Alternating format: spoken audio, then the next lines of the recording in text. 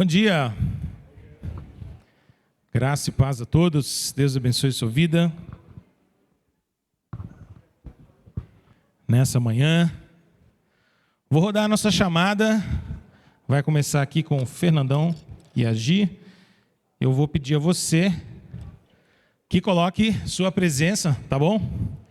Aquela regrinha básica nossa aqui, você vai colocar na coluna do dia 9 de outubro.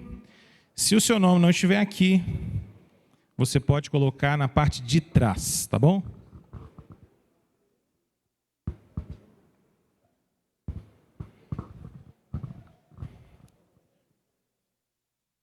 E vou pedir aqui a ajuda de dois irmãos ou irmãs para me auxiliar aqui na entrega. Sidney, você se habilita? Fernandão também, então pronto.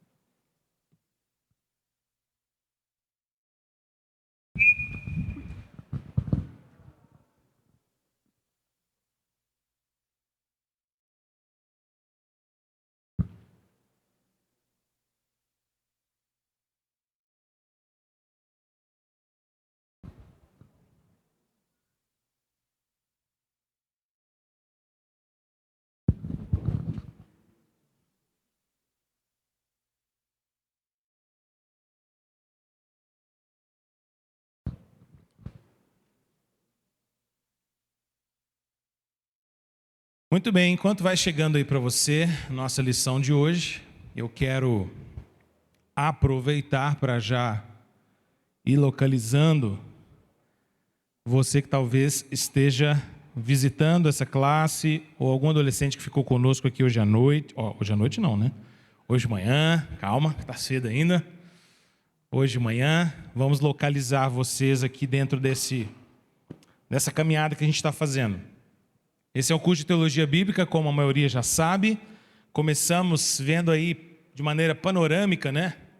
Toda a palavra de Deus, começando desde Gênesis, e vamos caminhar mais uma longa jornada ainda, se Deus quiser. Esse curso é muito diferente de um curso de panorama bíblico, tá bom? Embora a gente faça algo bem panorâmico, mas é diferente de um panorama bíblico. Normalmente, quando a gente tem uma classe de panorama da Bíblia, o que a gente faz é dar um panorama sobre cada livro, separadamente. A gente pega o livro, faz um geral, quem escreveu, qual a época, quais os principais assuntos. Isso que seria um panorama bíblico. O que a gente está fazendo é um curso de teologia bíblica. E a teologia bíblica está mais preocupado, digamos assim, com os grandes temas da Bíblia. E a gente tem caminhado aqui demonstrando para vocês que dois temas são muito importantes em toda a história da redenção, que é o tema da aliança, ou do pacto, que Deus fez com a humanidade, e também o tema do reino de Deus. Esses dois temas são muito importantes e perpassam toda a história da Bíblia, e a gente foi percebendo que desde os primeiros momentos das narrativas bíblicas, esses dois temas são muito importantes. Apenas a título de lembrete, nós falamos já bem repetidamente que o conceito de reino envolve pelo menos 3 realidades importantes. Eu preciso, então, para ter um reino, da figura de um rei, e esse rei governa através da sua palavra, que é a autoridade, mas para ter um reino eu preciso também de um povo, não é? Um povo que é governado por esse rei, e eu preciso igualmente da terra desse rei, do reino dele, digamos assim. E a gente percebeu que esses 3 elementos, eles já aparecem lá no livro de Gênesis. Deus governa sobre toda a criação, Deus governa sobre a humanidade representada por Adão e Eva e os seus filhos potenciais, porque eles são chamados a multiplicar e encher a terra. E Deus governa sobre toda a terra, mais especificamente ou tipicamente representado pelo Jardim do Éden. Dali para frente, a gente percebe que o reino de Deus, que era tão perfeito, tão maravilhoso, e que deveria funcionar ou existir a partir da obediência dos seus servos, Adão e Eva, o reino de Deus acaba recebendo, digamos assim, um golpe por causa do pecado que entra no mundo. Os súditos do rei, Adão e Eva, desobedecem a Deus. E porque esses súditos do rei desobedecem ao rei, o pecado entra no mundo. E quando o pecado entra no mundo, a gente percebe que agora existe um reino parasitário no mundo. a gente percebe que existe um reino que fica fazendo oposição ao reino de Deus, e ele é representado pela serpente, Satanás, e depois por todos aqueles que seguem nos caminhos da serpente, aqueles que seguem no caminho contrário à vontade de Deus, e que acabam formando essa resistência ao reino de Deus, à vontade de Deus. Bom, nós fomos percebendo que durante toda a história bíblica, Deus mantém o seu reino e Deus mantém a sua aliança, porque Ele não descumpre sua palavra, o pacto de Deus, as promessas de Deus são eternas. E a gente percebe que então, no meio de uma massa de homens e mulheres caídos, Deus então seleciona um povo, chama um povo para ser o seu próprio povo, e agora santificá-lo, redimi-lo, para que Deus possa continuar sendo rei sobre eles e fazer com que esse povo possa refletir a sua santidade. Isso acontece numa sequência de chamados, não é? Você se lembra? Começa lá atrás, quando Deus dá um novo filho para Adão e Eva, Sete. Depois Deus chama Enos, com quem começa ou se volta a invocar o nome do Senhor. Depois Enoque, aquele que andou com Deus. Depois Noé, aquele que é chamado para ser o libertador do povo no meio de um momento em que Deus estava trazendo juízo sobre a humanidade. Depois a história avança, e de Noé a gente vai encontrar Abrão, que é chamado para ser um pai de muitas nações, Abraão, e ele tem um filho Isaque, Isaque tem a Jacó, Jacó tem 12 filhos, e a partir desses 12 filhos Deus vai formar uma nação. Mas aquela tensão permanece na Bíblia o tempo inteiro, não é? Quando a gente pensa assim, agora vai, de repente o povo do Senhor está debaixo de escravidão, de repente o povo do Senhor está sofrendo em algum momento. E quando a gente chega naquela história maravilhosa, do final de Gênesis para o início de Êxodo, a gente encontra todas as promessas de Abraão começando a se cumprir, mas de repente parece que elas voltam todas para trás, porque o povo do Senhor está no Egito, está debaixo de escravidão, e Deus tem que chamar um outro homem, chama Moisés. Moisés resgata o povo, mas Moisés de novo não consegue cumprir o projeto de libertação, tem que passar o bastão para Josué, e Josué vai entrar na terra prometida. Mas quando a gente entra na terra prometida, parece que agora sim, agora vai, afinal de contas, Israel se tornou uma nação, tem gente que não acaba mais, parece as estrelas do céu, filhos e filhos e filhos e filhos. A terra prometida, Deus é rei sobre eles, tem a lei do Senhor, é a nação do Senhor, mas o povo começa a se corromper, desobedece a Deus, e Deus começa a chamar juízes, um atrás do outro, Jefté, Sansão, Débora, homens e mulheres de Deus que vão cumprindo o papel de serem libertadores, até que isso também não resolve. Porque a gente viu aquela sequência de pecado, quebrantamento, clamor por Deus, intervenção de Deus, paz, pecado de novo, e começa tudo de novo. Deus então possibilita que o povo tenha um rei.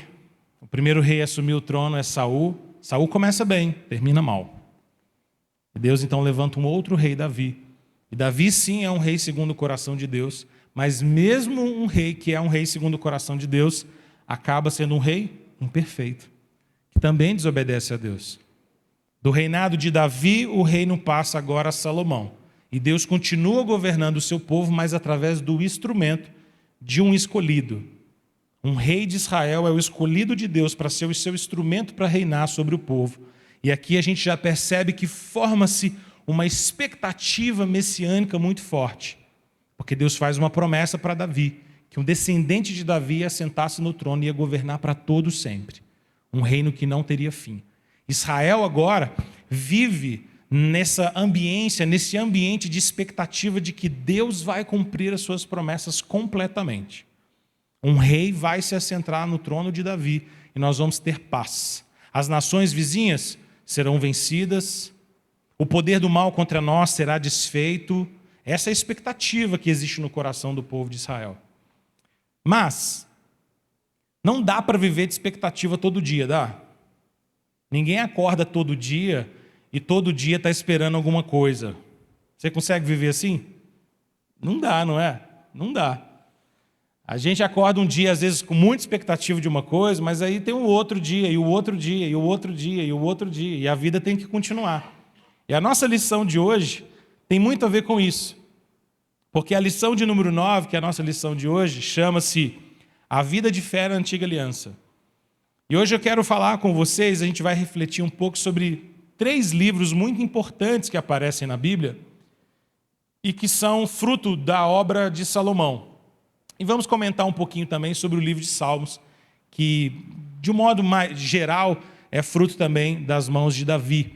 Então a gente está parando um pouco na história, temporalmente, em Salomão e Davi, para a gente poder olhar esses livros poéticos da Bíblia. Então a gente vai falar sobre essas poesias da Bíblia. Jó, que não é um livro escrito por eles, mas Eclesiastes, tá? Vamos falar um pouquinho sobre Eclesiastes e um pouquinho sobre o livro de Salmos. Porque eu quero que você perceba, à luz desses 3 livros, em especial Eclesiastes e Jó, que são livros bíblicos que nos fazem perceber ou que nos fazem compreender que o povo de Deus viveu a vida comum da aliança. Eles esperavam por um rei, eles esperavam os feitos maravilhosos do Senhor, mas tinha o dia a dia, né, gente? Tinha os compromissos do dia a dia, fazer as coisas que tinham que fazer, cozinhar, comer, dormir, cuidar da terra, arar a terra, cuidar dos animais, cuidar dos filhos, cuidar dos relacionamentos. Existia vida comum. Israel não viveu sempre na tensão de atravessar Mar Vermelho, de enfrentar grandes reis. Às vezes a gente lê as histórias bíblicas e pensa que a vida desse povo era isso todo dia, né? Acordar, quem nós vamos enfrentar hoje? Mas não era bem assim a vida deles. Existia muita vida comum, vida rotineira. E é maravilhoso isso, e eu acho que vai ser muito produtivo para o nosso coração, porque na nossa vida de fé também é assim, não é? Às vezes a gente vem no domingo para a igreja, e no domingo é um dia mais intenso, que a gente pode contemplar os feitos do Senhor e a palavra dele, não é? Provavelmente você se sente assim às vezes, eu me sinto. A gente vem, a gente adora, a gente canta comunitariamente, a gente ouve uma palavra de Deus exposta na Bíblia, mas tem a segunda-feira, e a segunda-feira é o evangelho do dia a dia. Não é menos especial do que o domingo, mas é o evangelho do dia a dia. Aí vem a terça, vem a quarta, vem a quinta, vem a rotina, não é? Essa semana tem um feriadão na quarta-feira, não tem? Você está programando alguma coisa? Ou talvez programando nada? Porque não programar nada no feriado é estratégico também, né? Tipo, não vou programar nada. Vou acordar a hora que der, do jeito que der. Também funciona bem para descansar. Mas não dá para viver a semana toda em torno da quarta-feira, dá? A não ser que você ganhou um presente aí de emendar. Mas se você não tiver ganhado, não vai dar para viver a semana toda. E mesmo quem conseguiu a semana inteirinha, você vai ficar liberado, igual os meninos lá em casa estão tudo liberados? Vamos ver o que nós vamos arrumar? Tem a outra segunda e a vida vai continuar, não é? Muito bem, então vamos lá. Vamos caminhar juntos aqui nessa manhã para a gente poder refletir sobre a vida comum, a vida cotidiana, a vida de fé na antiga aliança. Vamos orar? Feche seus olhos um pouquinho comigo, vamos falar com o Senhor. Deus, muito obrigado por essa manhã. Pedimos que o Senhor nos abençoe nessa aula, nesse tempo de reflexão, na Tua Palavra, nesses ensinos, ó Deus, que encontramos diante de nós. Que o Senhor possa nos abençoar e nos edificar, em nome de Jesus. Amém e amém. Então vamos lá, acompanha aí comigo nossa aula, começando lá do primeiro ponto. O que eu quero mostrar para vocês, é o primeiro título, é que a vida dos israelitas, ela acontecia, do povo do Senhor, acontecia também na vida cotidiana, como eu vim introduzindo. E esse povo aprendeu a viver e foi chamado a viver a vida cotidiana em temor e tremor e conhecimento diante de Deus. É interessante, a gente precisa se lembrar que viver na antiga aliança era viver muito, digamos assim, sensível aos atos salvadores de Deus como grande significado para a nossa vida.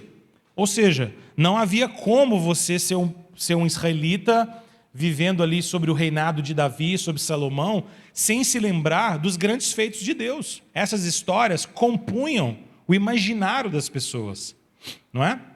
Elas cresciam aprendendo isso, decorando essas histórias, lendo a respeito dessas histórias.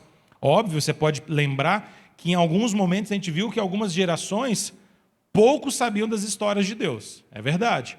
Mas, de um modo geral, em especial nos momentos em que a palavra de Deus volta muito fortemente, como no reinado de Davi, depois com Salomão, a presença da palavra de Deus formava, vamos dizer assim, esse imaginário que dava significado para a vida do povo. A vida das pessoas era vivida observando a lei de Deus e adorando a Deus publicamente. Lembra que eu disse para vocês na semana passada, para quem não estava, a nossa aula está lá no YouTube, nós vimos que na semana passada, o ponto mais alto da trajetória, da história de Salomão, foi construir o templo a Deus. O templo, ele é um magnífico lugar, uma magnífica construção, em que agora o povo de Deus podia celebrar o culto a Deus e a adoração pública a Deus, oferecendo ao Senhor sacrifícios. Diferente do tabernáculo, você se lembra que o tabernáculo era uma espécie, entre aspas, de templo, mas uma espécie de santuário ambulante. Não é? O tabernáculo era feito todo de madeira, de couro, e você montava e desmontava segundo o povo de Deus andava no deserto. Mas agora que o povo não vive mais nesse nomadismo, nessa andação para lá e para cá durante os 40 anos no deserto, o templo é esse santuário fixado, o lugar de adoração a Deus, o lugar onde o povo do Senhor deveria ir. Se você se lembra das histórias bíblicas e das narrativas de Números, de Levítico, você vai se lembrar que existiam várias normatizações, por exemplo, de festas em Israel, que você tinha que sair de onde quer que você morasse e visitar Israel para participar daquela festa. Você tinha que sair de onde quer que você morasse e levar sacrifício lá no templo. Ou seja, a vida de obediência à lei de Deus e de adoração pública, de alguma maneira, desenhava o dia a dia das pessoas. Nós vivemos na perspectiva da adoração a Deus. Posso abrir uma janelinha aqui para falar uma coisa importante para nós? Daí a relevância tão importante que ainda hoje nós temos de cultuar o Senhor no domingo. Guardar o domingo como dia do Senhor, irmãos, não é um legalismo, nem mera religião. Guardar o domingo como dia do Senhor é uma maneira que Deus mesmo definiu de moldar a nossa semana. A nossa semana ela é moldada, ela é desenhada por uma semana que nós começamos aos pés da cruz. Nós começamos o primeiro dia louvando ao Senhor. Nós começamos o primeiro dia experimentando descanso no Senhor, para que depois a gente possa envolver com os nossos trabalhos na segunda-feira, como segundo dia. Eu acho maravilhoso a gente se lembrar que para nós cristãos o domingo é o primeiro dia da semana, ele não é o último dia de uma semana.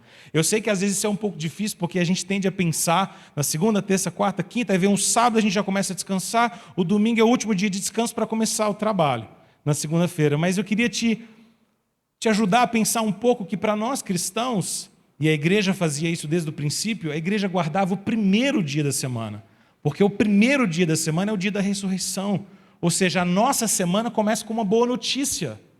A nossa semana começa com a notícia de que o Senhor ressuscitou, de que o dia é dele, de que ele é o Senhor glorioso sobre todas as coisas, de que é dia para a gente se deleitar nele, é o dia para a gente descansar, para a gente celebrar o Senhor, para a gente expressar amor uns pelos outros. E então amanhã, como um segundo dia dessa semana que já começou, a gente põe a mão nas nossas tarefas do dia a dia, mas lembrando desse descanso que definiu o início da nossa semana, que pavimentou o início da nossa semana. Isso molda o nosso coração, isso define o nosso coração.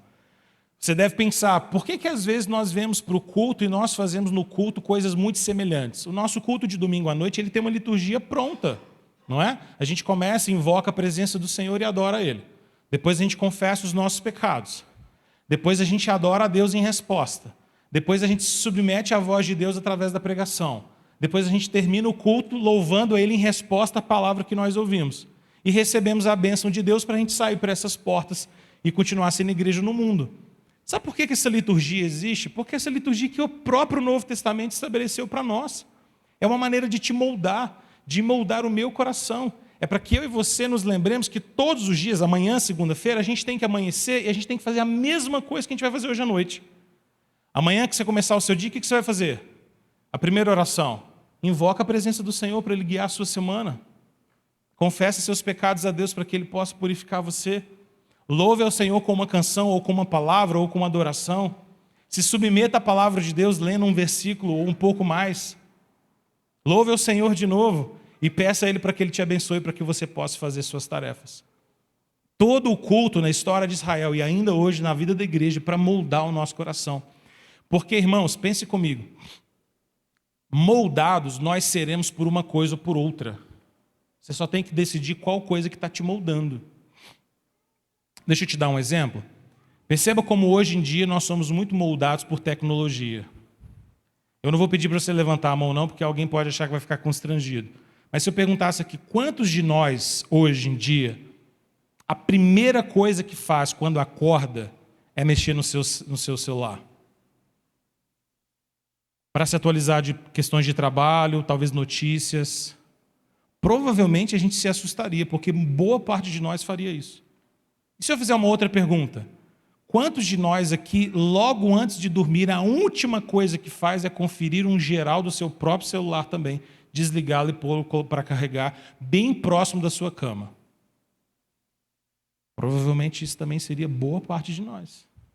Percebe que, querendo ou não, nós estamos sendo moldados por algum tipo de prática, de liturgia do nosso dia a dia? Celulares passaram a fazer parte da liturgia do dia a dia de muitos de nós. A gente nem percebe mais isso.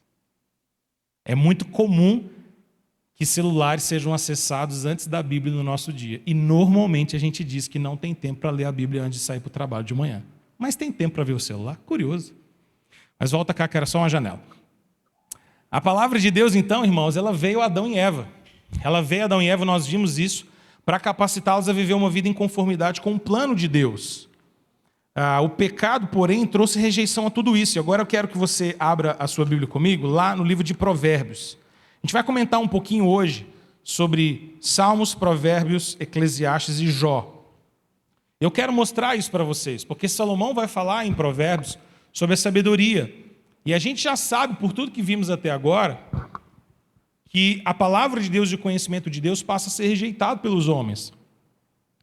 Provérbios 1,7 diz assim: o temor do Senhor é o princípio do conhecimento, mas os insensatos desprezam a sabedoria e a disciplina. Pense comigo, você acha que esse versículo de Provérbios descreve bem aquilo que nós vimos lá em Gênesis 1, 2 e 3? Descreve, não descreve? Porque o que a gente encontra no pecado de Adão e Eva no capítulo 3 não é exatamente isso aqui? O temor do Senhor sendo deixado de lado? A insensatez e a tolice daqueles que desprezam a disciplina de Deus e a sabedoria de Deus? A gente percebeu e nós estudamos que no jardim a sabedoria de Deus e o conhecimento dele havia sido dado a Adão e Eva. Eles conheciam a Deus, eles se relacionavam com Deus, o relacionamento deles com Deus era perfeito.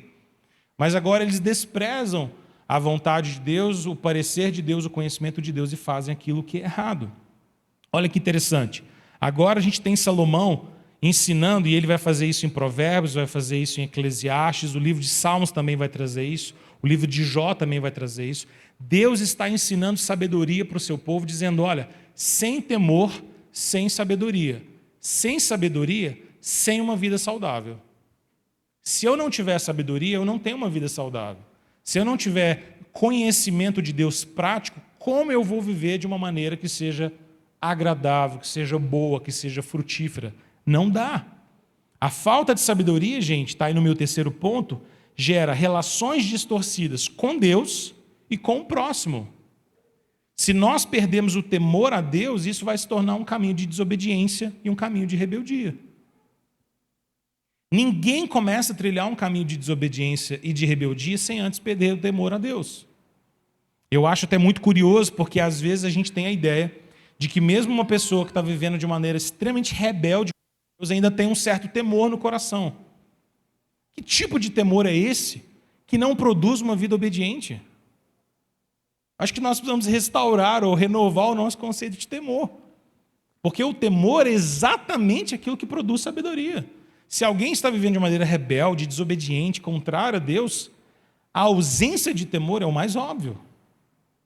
Porque o temor não é aquele mero senso de medo, ou senso de culpa, ou senso de ser pego fazendo coisa errada.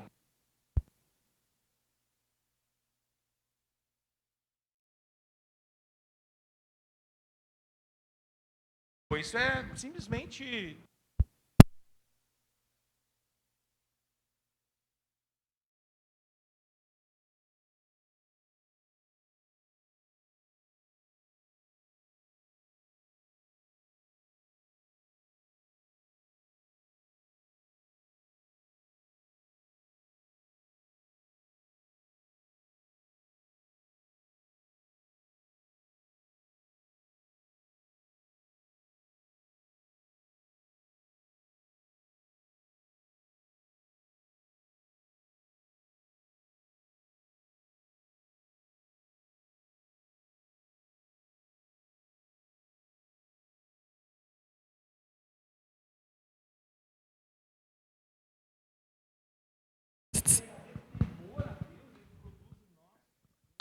experiência sincera. Obrigado, querido. O verdadeiro temor a Deus produz em nós, ou deve produzir em nós, uma vida de sabedoria. Então a gente precisa, talvez, rever o nosso conceito, muitas vezes, de temor. Agora, preste atenção nesse ponto que eu mencionei. A falta de sabedoria gera relações distorcidas com Deus e com o nosso próximo. Se eu não tenho sabedoria, eu não me relaciono corretamente nem com Deus e nem com o meu semelhante.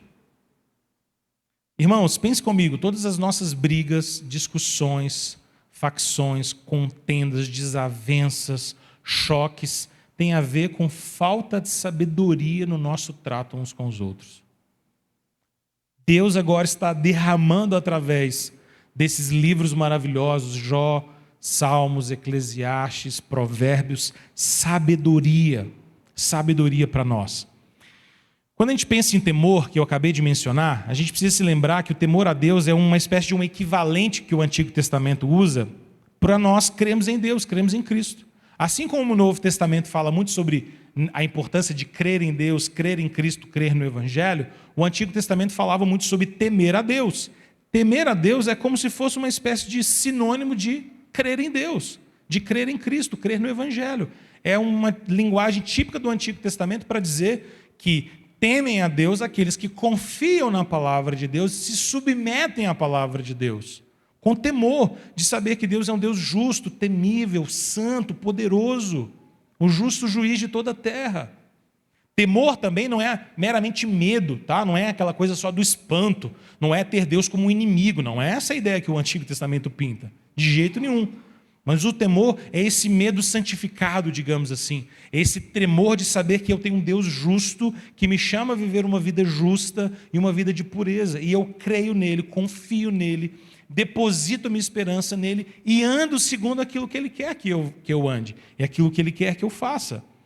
Quando nós nos submetemos à palavra de Deus assim, nós caminhamos de maneira muito diferente. Olha comigo na sua Bíblia em Provérbios 9, 10. O que Salomão nos diz aqui, inspirado pelo Espírito de Deus.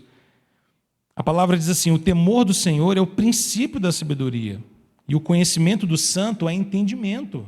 Então, se eu quero entender as coisas, se eu quero ter sabedoria, eu preciso, antes de tudo, entender que é necessário ter temor. Se eu não tiver temor, não tem sabedoria. Não funciona, não dá certo. Oi.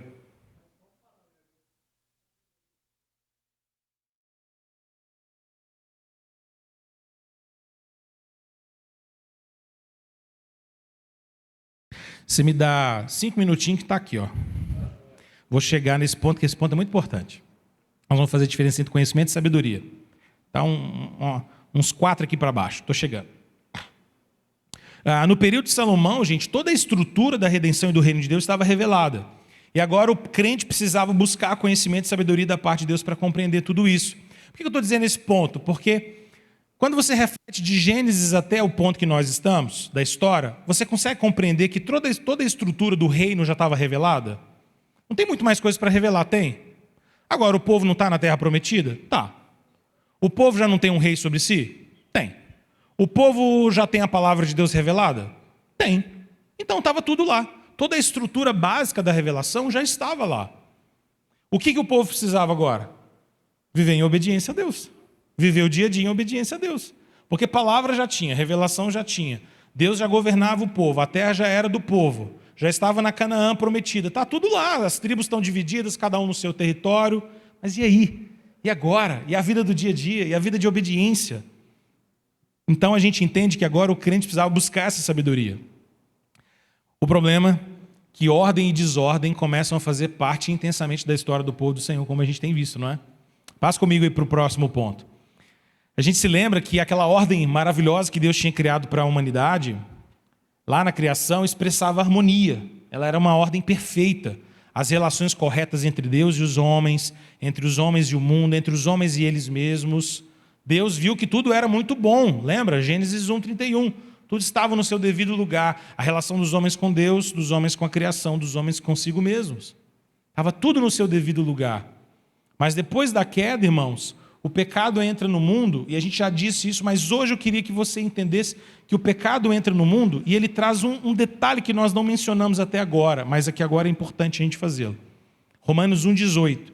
O pecado entra no mundo e ele não apenas afeta a relação dos homens, mas ele também afeta a capacidade dos homens de compreensão da verdade. Olha comigo Romanos 1,18, você vai entender esse ponto, ele é muito importante. Paulo, muitos anos depois, vai dizer para nós, por inspiração do Senhor: portanto, a ira de Deus é revelada dos céus contra toda impiedade e injustiça dos homens, que fazem o quê? Que suprimem a verdade pela injustiça. Eu queria que você entendesse que o ponto da entrada do pecado é que o pecado ele subverte as relações, ele afeta o coração humano, ele leva o homem para a imoralidade, para a desobediência, mas um ponto-chave da nossa compreensão para a gente entender a importância da sabedoria de Deus é nós entendermos que o pecado faz com que o homem suprima a verdade de Deus. Deixa eu explicar para você o que é suprimir a verdade de Deus. Suprimir a verdade de Deus é saber que existem algumas coisas que são nitidamente verdadeiras. A gente sabe que elas são erradas, ou nós sabemos que elas são certas, mas muitas das vezes, pelos desejos do nosso coração, pelas paixões do nosso coração, pelas nossas ideologias, as nossas idolatrias, nós afogamos a verdade de Deus. Literalmente, essa é a ideia de suprimir. Você pega a verdade de Deus e enfia ela debaixo d'água, mata ela por afogamento ali, tira ela da sua cena para que você viva a sua mentira. Entenda uma coisa, a mente do homem afetada pelo pecado precisa suprimir a verdade para pecar. Todo pecado começa com supressão da verdade. Isso não acontece só com alguém que é o ímpio dos ímpios do ímpio, não. Isso acontece até com a gente. Porque quando a gente está diante de uma coisa errada, a gente sabe que é errada. Nós temos o discernimento espiritual de saber que aquilo é errado. O Senhor deixa muito claro ao nosso coração que aquilo é pecado. A gente sabe pela verdade das Escrituras que isso é errado. Mas tem um desejo absurdo no seu coração de fazer aquilo, não é? E a gente começa um processo, às vezes, de racionalizar. Já fez isso alguma vez? Racionalizar quando a gente começa a inventar desculpa. Quando a gente começa a contra-argumentar. Quando a gente diz, isso é errado, mas... eu sei que isso não é certo, mas, e a gente racionaliza aquilo. A gente dá outros nomes, porque se a gente der outro nome não é tão problemático, não é? Se eu ponho um outro nome, um nome mais leve, então talvez isso não seja tão chocante. Todo pecado é supressão da verdade. Oi?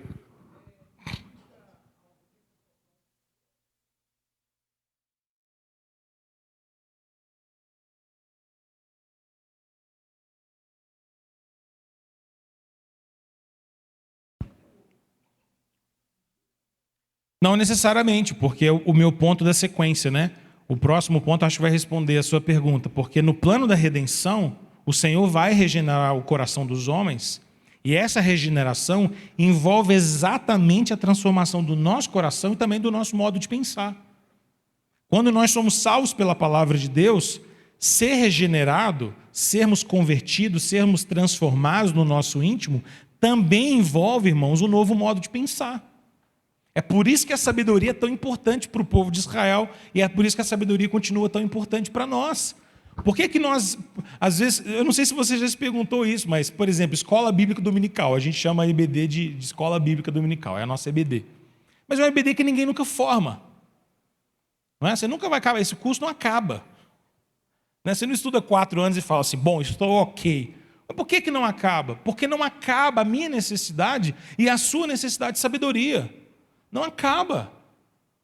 A gente sempre precisa de sabedoria, a gente sempre precisa de algo mais para aprender da palavra de Deus. Possivelmente, muito do que eu estou ensinando nesse curso aqui, alguns irmãos, talvez você já tenha visto isso das mais diversas maneiras na sua caminhada cristã. Para quem tem 20, 30, 40 anos de cristianismo aqui, você pode falar, não, mas isso aí eu já tive aula, eu acho que eu já tive uma classe muito parecida com essa. Mas provavelmente também você está pensando, poxa, tem tanta coisa que está trazendo Deus está trazendo a minha tona Deus está trazendo à tona de novo a minha mente agora, me fazendo pensar de novo, algumas aplicações, implicações. Não é assim. Porque nós precisamos sempre de sabedoria. Então, quando a gente olha para o que o pecado faz à nossa mente, e aí pegando um gancho na pergunta do Mauro ali, a gente percebe que o pecado vai afetar a nossa mente das mais diversas maneiras. Porque existem muitas pessoas que, mesmo não amando a Deus, por graça comum, pela graça que Deus derrama sobre os homens, ainda tem um certo senso da verdade, um certo valor da verdade. É por isso que existe muita verdade no mundo, não é? Mesmo na boca de quem não ama Deus. É verdade. Existe verdade mesmo na boca de quem não ama Deus. A gente consegue ver traços maravilhosos na cultura, no conhecimento, nas artes. A gente consegue encontrar beleza de Deus mesmo no mundo que não ama Deus. E por que a gente consegue ainda ver isso? Porque a verdade é verdade independente de onde ela estiver. Porque é a verdade de Deus. É a verdade revelada de Deus. Então não me importa, eu posso ter, por exemplo, um grupo de cientistas não cristãos, mas que conseguem, pela busca da verdade, do conhecimento verdadeiro, produzir um remédio espetacular para resolver um grande problema da nossa saúde, digamos. Não necessariamente eles são crentes. Não necessariamente eles temem a Deus, não oravam todos os dias antes de ir para o laboratório, nem nada disso. Mas a verdade que eles encontraram, trabalharam, desvendaram, manipularam, construíram, edificaram, ela é verdade de Deus. E ela é verdade dentro da igreja ou fora da igreja. Então a verdade de Deus ela precisa ser buscada. Mas o que a gente percebe é que o pecado suprime a verdade de Deus. Muitas das vezes os homens conseguem lidar bem com a verdade em alguns aspectos que não afligem tanto os ídolos do seu coração. Mas quando a verdade começa a mexer com os ídolos do seu coração, aí começa a supressão da verdade. Isso normalmente toca naqueles ídolos clássicos, não é?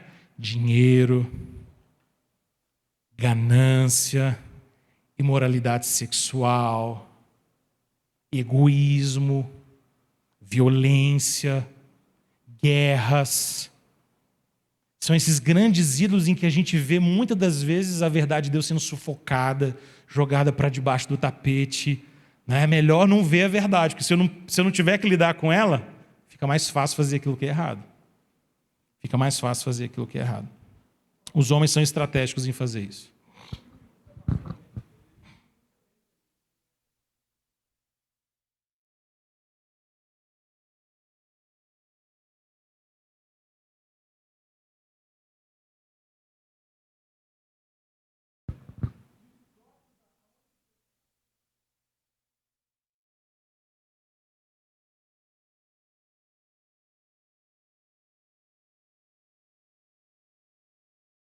É. É. Pelo amor de seu nome, que é o título? Eu acho que é isso aí. Sem dúvida. Só para a gente pegar uma nota contextual do nosso tempo. Uma das coisas que o nosso tempo faz com o cristianismo, por exemplo, é basicamente o seguinte. Nós vemos no mundo cada vez mais, digamos assim, pós-cristão, mas é um pós-cristianismo que tolera muito bem um cristianismo que não afirme nada de maneira absoluta. O nosso tempo funciona muito bem com qualquer tradição religiosa que não se queira como a verdade, mas como uma verdade. Então, muito bem, se eu for um cristão que tem uma visão completamente deturpada do cristianismo, mas me digo cristão e apresento a minha fé cristã como uma dentre várias, disposto a dialogar com todas as outras verdades, como se o meu cristianismo, a minha fé, fosse apenas uma delas, uma forma de nos aproximarmos de Deus, muito bem, o meu cristianismo vai ser muito bem quisto, ele vai ser muito bem recebido, as pessoas vão amar o meu cristianismo.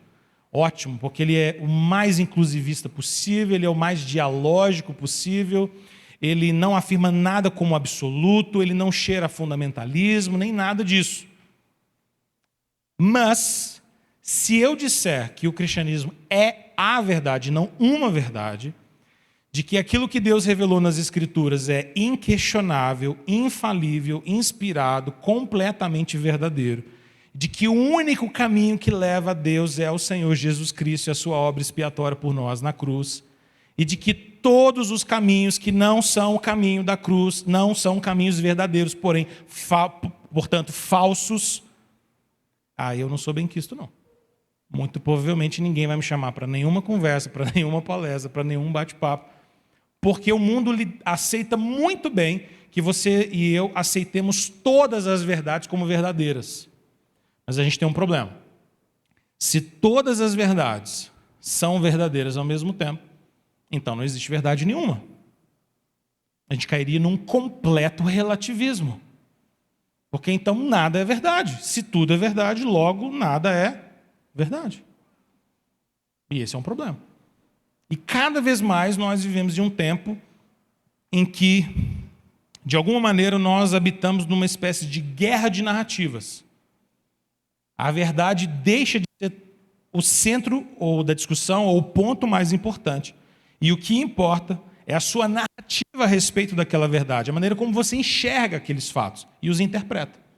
E a verdade em si, ela é apenas um detalhe que pode ser, inclusive, às vezes, desprezado como algo insignificante. Isso é muito problemático no nosso tempo. As implicações seriam variadas aqui, mas deixa eu caminhar. Bom, quando a gente olha para os livros de sabedoria, então, a gente encontra algumas verdades para a gente estruturar. Obviamente não dá para eu dar uma aula aqui sobre Provérbios, Eclesiastes e Jó para vocês, mas eu queria te dar uma espécie de enquadramento estrutural desses livros para você entendê-lo. Vamos lá, vamos começar de Provérbios, depois Jó e depois Eclesiastes. Mas só de início a gente precisa se lembrar que esses 3 livros, Provérbios, Eclesiastes e Jó, são os principais livros do Antigo Testamento sobre conhecimento e sabedoria.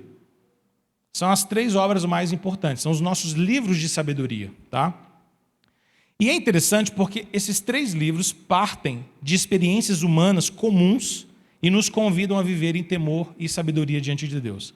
Tanto Provérbios, quanto Eclesiastes, quanto Jó, parte da vida comum, do dia a dia, das experiências, dos sofrimentos, das tribulações, das angústias, e nos chama a refletir sobre a própria experiência à luz da verdade de Deus. Provérbios. Se você quiser anotar isso aí na sua Bíblia, lá em Provérbios, para você ler Provérbios se lembrando disso. O grande ponto de Provérbios é nos convidar a olhar para as nossas próprias experiências sob a perspectiva da sabedoria de Deus. E o grande ponto de Provérbios é que Deus nos concede sabedoria, mas Deus não pensa em nosso lugar. Esse é um ponto importante. Deus nos concede sabedoria. Nós podemos orar por sabedoria, como Salomão orou. Nós podemos buscar a sabedoria. Nós podemos encontrar sabedoria na palavra de Deus, mas Deus não vai pensar por nós. Nós é que precisamos nos tornar sábios. E aqui tem um grande, então, desafio para nós, que é envelhecermos, nos tornando sábios a cada dia. Porque, como eu gosto de dizer, triste coisa é, citando Shakespeare, triste coisa é ficar velho e não ficar sábio. Talvez nas grandes tristezas da vida é ver os anos passando e a sabedoria não acompanha. Eu fico mais velho, mas continuo bobo. Não faz sentido. Não é o projeto de Deus. Ensina-nos, Senhor, a contar os nossos dias para que alcancemos coração sábio. Eu vou contando os dias, eu vou contando os anos, eu vou passando os anos e vou ficando mais sábio, não menos. Esse é o ideal. Cada dia mais semelhante ao Senhor Jesus, cada dia com mais domínio próprio, com mais compaixão, com mais coração transformado. Senão, irmãos, a gente entra naquela crise de estabelecermos um padrão para nós e nunca mudarmos. Não, esse é meu jeito. Isso não muda nunca mais. Eu nasci assim, vou viver assim e vou morrer assim. Triste coisa, sinônimo de falta de sabedoria. A gente deveria dizer, não nasci assim, mas aprendi essa bobiça ao longo da vida.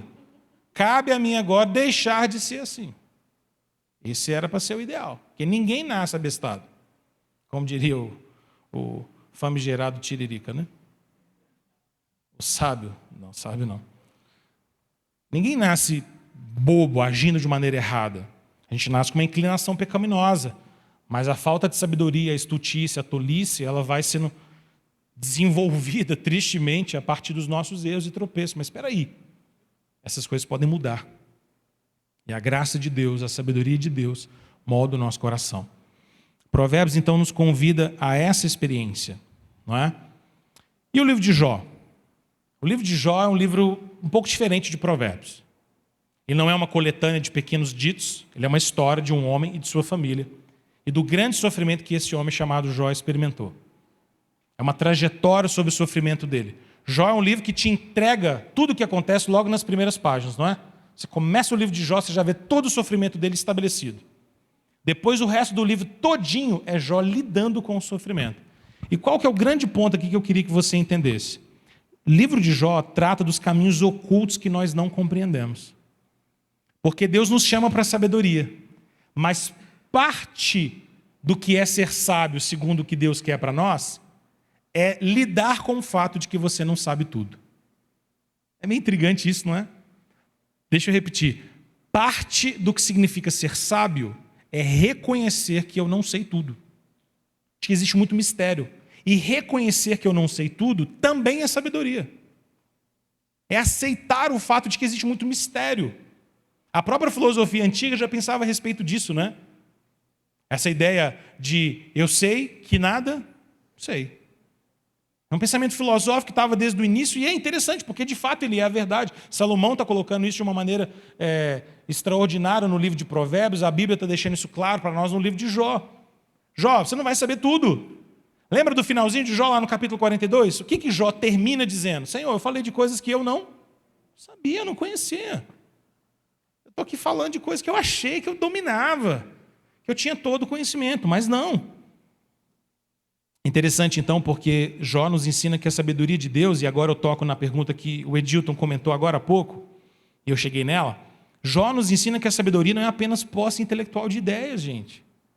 Não é só também ter posse intelectual de ideias, mas uma confiança na soberania de Deus. Entenda, sabedoria envolve a posse intelectual de ideias. Não tem como ser sábio também sem estudar, sem aprender. Não é só por experiência que alguém fica sábio, não. Senão todo mundo que faz coisa errada era sábio. Não é? E você tem um monte de gente que faz coisa errada e só continua fazendo coisa errada. Então só a experiência também não torna ninguém sábio, não. Isso é papo furado.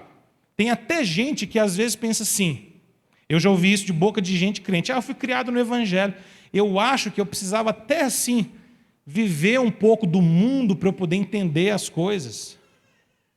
Mas aí não é sabedoria, é falta de sabedoria você pensar uma bobagem dessa, não é? Já ouvi gente dizer o seguinte, olha, foi até bom o tempo que eu passei desviado, porque me fez ser um pouco mais sábio. Eu falei assim, não fez não. O tempo que você passou desviado foi um tempo perdido, jogado fora. Olha o tempo que você gastou sem adorar a Deus, sem conhecer a Deus, sem buscar a Deus, sem andar com um crente, sem andar com o povo de Deus, sem ler a Bíblia, sem ter resposta de oração. Como assim foi bom? Não tem como ser bom. Não, mas pelo menos eu vi o outro lado. Mas você precisava ir lá no outro lado para saber que ele era ruim? Não bastava confiar em Deus? Não faz sentido, não é? Imagina que você tem um bicho raivoso na sua frente. Um mega de um cachorro arranca-braço. Quem fala para você assim, mexe com ele não, porque quando eu mexi, rapaz, eu tomei uma mordida, olha aqui a minha mão, aqui, ó. Tem uns 4 dedos a menos aqui. Ele levou. É mesmo? Deixa eu ver. Parece meio tolo, não?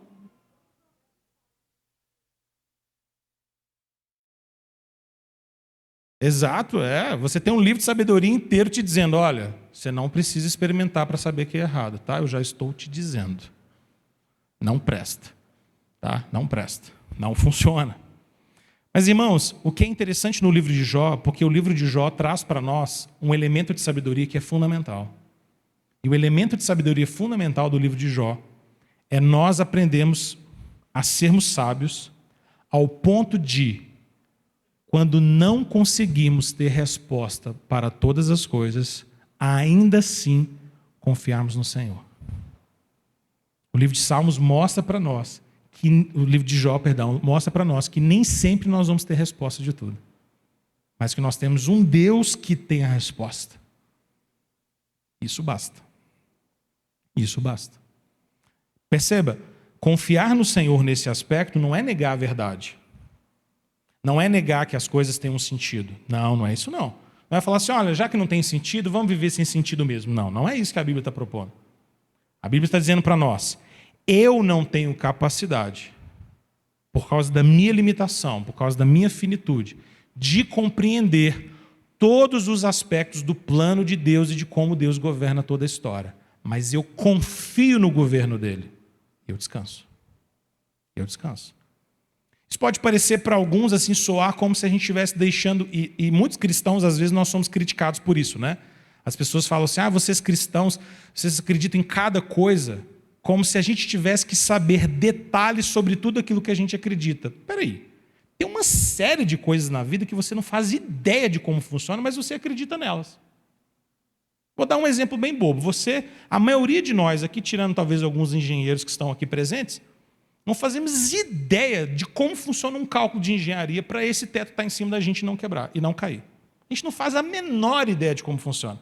Se te desse uma folha de papel e um lápis agora e pedisse para você fazer o cálculo de tudo que está aqui em cima, você não faria ideia de onde começar. Eu, por exemplo, não faria a menor ideia. Nem por onde começar. Nenhuma formulazinha não me viria na minha cabeça.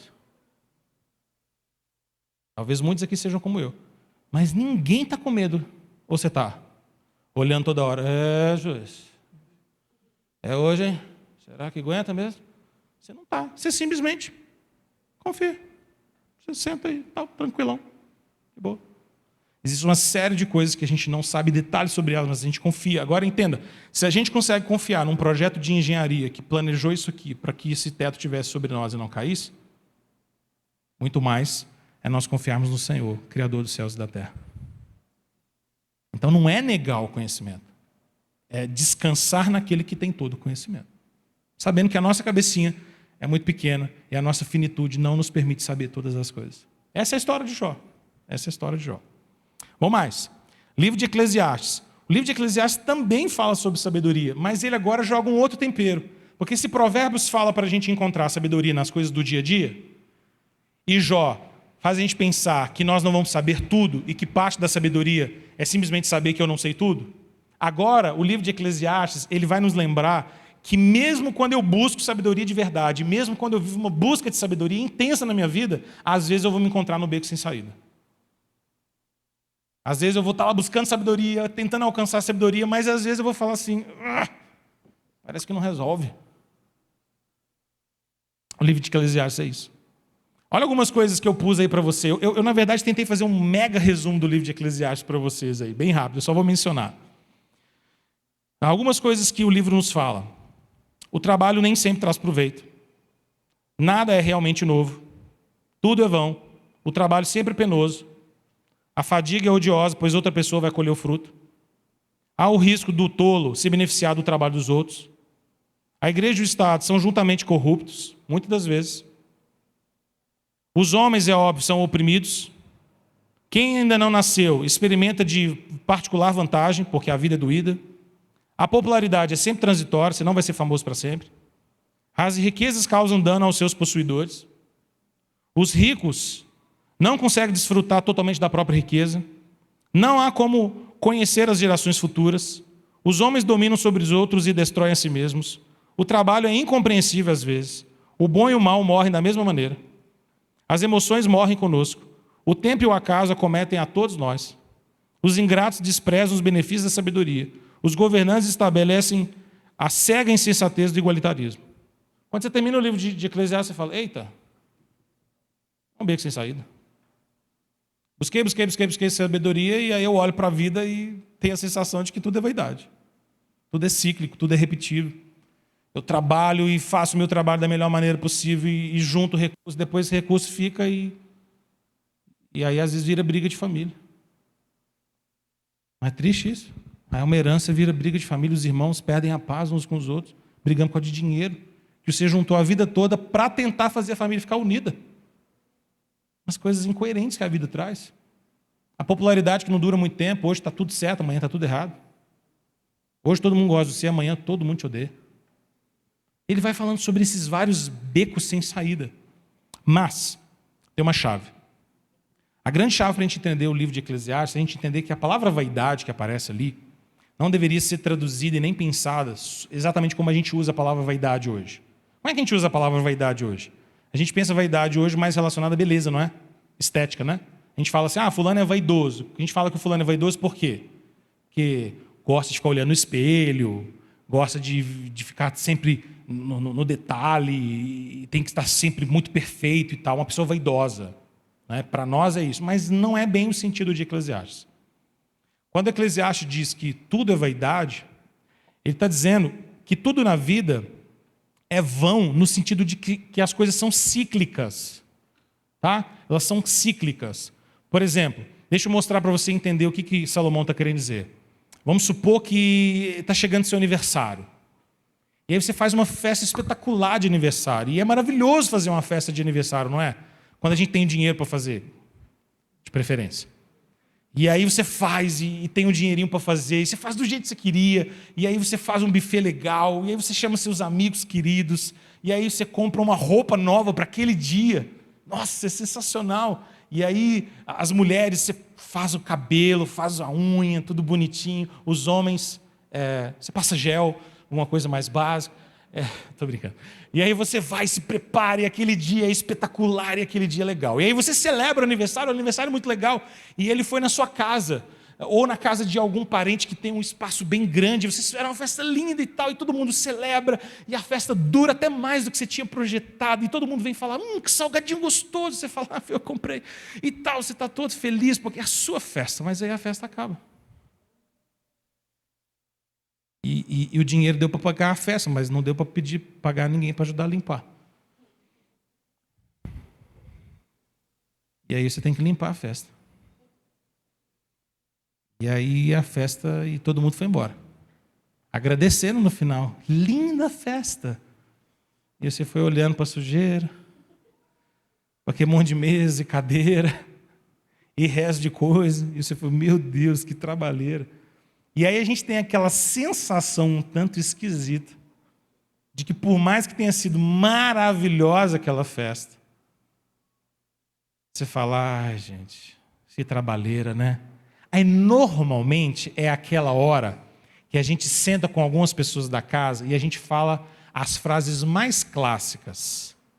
Eu acho que eu nunca mais faço uma festa trabalhosa desse jeito.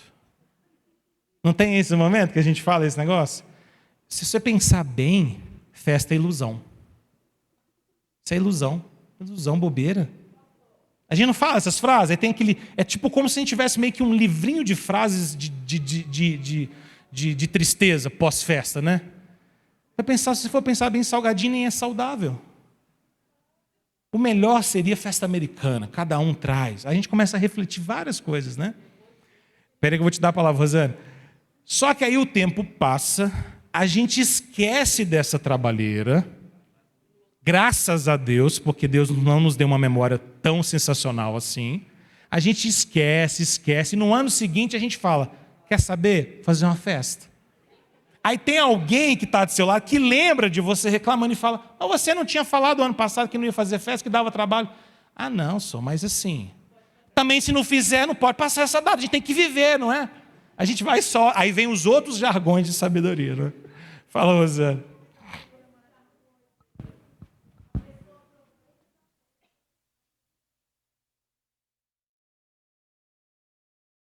Não é? É verdade. A minha mãe tem uma frase, se ela tivesse aqui, ela ia ficar brava. Mas ela tem uma frase muito divertida que a gente ama lá em casa, que é a frase que normalmente ela fala sempre depois de uma grande festa que a gente come muito lá em casa. Tipo Natal, essas coisas assim. Aí quando todo mundo acaba de comer, ela também, tá todo mundo de barriga cheia, ninguém aguenta mais nada. Aquela hora que você fala assim, chegou. Ela fala, meu filho, comer é uma ilusão, não é?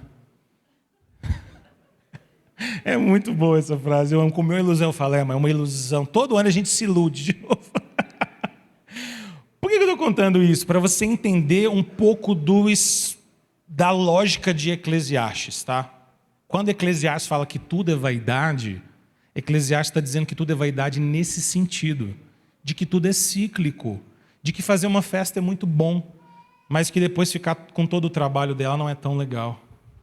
Mas que o ano que vem, o que eu vou fazer? Eu vou fazer de novo, porque a vida vai continuar e eu não posso deixar o ano passar sem fazer. E eu não quero saber se dá trabalho, eu vou fazer de novo.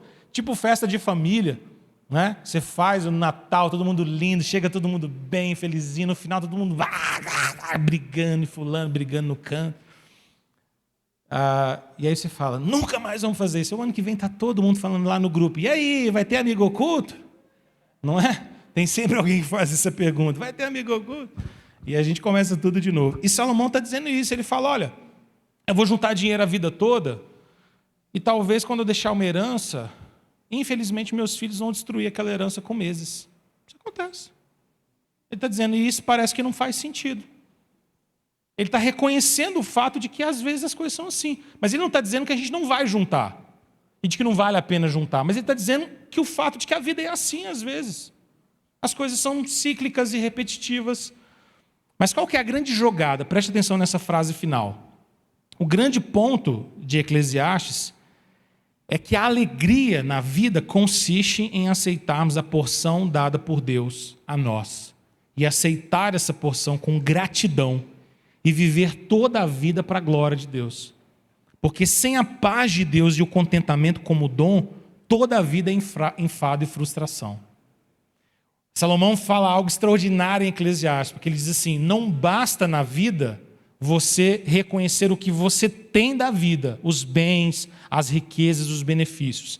Você também precisa da graça para desfrutar isso com contentamento. Porque se você não tiver a graça do desfrute com contentamento, não adianta você ter. Até o mel, por mais gostoso que seja ao nosso paladar, em excesso, se torna desagradável como um fel. Porque eu tenho que ter o mel, eu tenho que ter aquilo que é gostoso, eu tenho que ter aquilo que é aprazível, mas eu tenho que ter o dom de contentamento, de olhar para aquilo e dizer, isso é graça de Deus, e eu vou usar, e eu vou aproveitar disso, mas com contentamento. Porque se eu não tiver contentamento, então não tenho paz. É como alguém que tem tudo, mas não tem nada. É como alguém que tem riquezas, mas não consegue viver a vida. Entenda, pensa sobre dinheiro, por exemplo. Dinheiro pode comprar para nós uma série de coisas, mas tem uma série de outras que dinheiro não pode comprar. Dinheiro te possibilita comprar uma mega casa, não possibilita? Você compra uma mega casa maravilhosa, mas não te compra um lar. Não te compra um lar.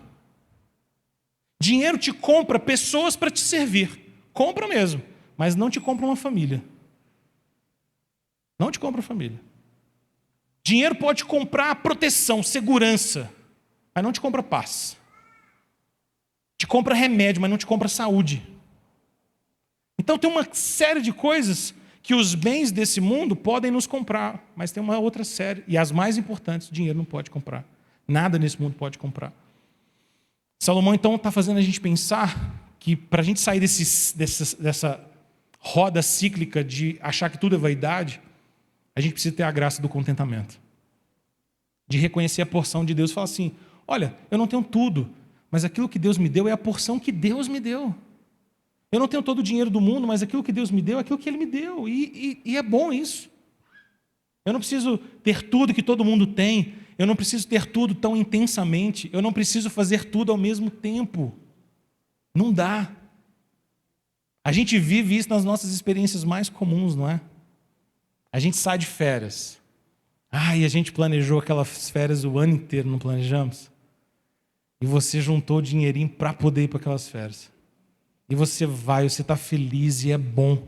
Mas quando você chega em casa depois das férias, o que normalmente a gente fala quando a gente entra na casinha da gente? Essa clássica também, não é? Como é bom voltar para casa, né? Viajar é bom, mas casa é bom, né? A gente não fala isso, parece que alguém já programou a gente para falar a mesma frase, não é? Nada melhor do que a nossa casinha, não é? Saudade da minha cama, essa é clássica. Saudade do meu travesseiro, se você não levou ele na viagem. Porque às vezes a gente leva, não gosta de travesseiro de hotel, não gosta do meu. Olha que coisa, não é? Porque a gente sabe que não dá, por exemplo, para você viver o êxtase de uma viagem o tempo inteiro. Não dá, seria até estranho. Esgotar toda a nossa capacidade. Muito bem. Irmãos, terminamos. Nosso tempo terminou. Eu não consegui falar o finalzinho. Mas o finalzinho você lê depois. É só um geralzinho sobre o livro de Salmos. Porque o livro de Salmos vai nos falar sobre a teologia da aliança, sobre o compromisso de Deus com o seu povo e sobre as experiências do povo de Deus de sofrer, mas confiar no Senhor, mesmo em meio às tribulações. Muito bem, vamos orar para a gente terminar. Semana que vem a gente continua, se Deus quiser. Pai, muito obrigado por essa manhã. Te louvamos mais uma vez, com alegria no nosso coração. Pedimos, Senhor Deus, a bênção do Senhor sobre nós. Diante dessa palavra que terminamos, ó Deus, pedimos ao Senhor pelo dia de hoje. Mais um domingo, como outros domingos foram. Tempo de almoço, como já almoçamos várias vezes. Tudo parece, de uma certa perspectiva, tão repetitivo, mas faça-nos enxergar a porção que o Senhor nos deu. E temos contentamento e alegria em viver aquilo que o Senhor nos deu com gratidão e com louvor ao Senhor. Dá-nos a sabedoria para viver nesse mundo tão difícil, em nome de Jesus. Amém. Amém. Deus te abençoe, meu querido. Fique na paz. Se você não preencheu a chamada, preencha aí, por favor.